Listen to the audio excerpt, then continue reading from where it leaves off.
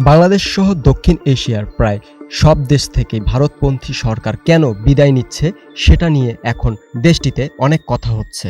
সর্বশেষ বাংলাদেশে হাসিনার পতনের পর এই আলোচনা এখন তুঙ্গে।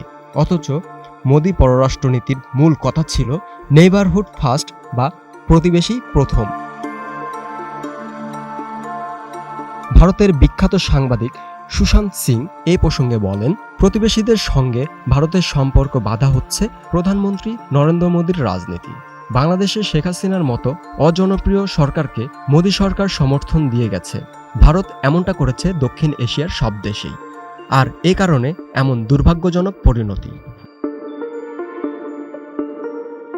আর এখন নেইবারহুড ফার্স্টের এক দশক পরে এসে দেখা যাচ্ছে শ্রীলঙ্কাকে চরম আর্থিক সংকটের সময় সাহায্য করা সত্ত্বেও দিল্লির রক্তচক্ষু উপেক্ষা করে চীনা গোয়েন্দা জাহাজকে তাদের বন্দরের ভেতরে দিয়েছে কলম্বো।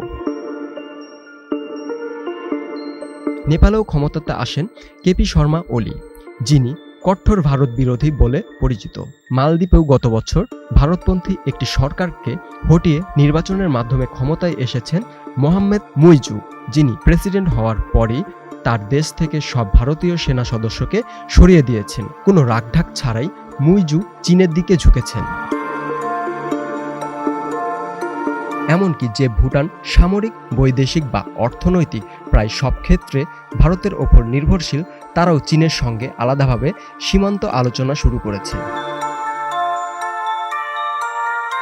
আফগানিস্তান ও মিয়ানমারে যে দুটো সরকার এখন ক্ষমতায়, তাদের সঙ্গে ভারতের সম্পর্ক ভালো এ কথা বলা চলে না কোনো মতেই। দীপক পাল, 21 টেলিভিশন।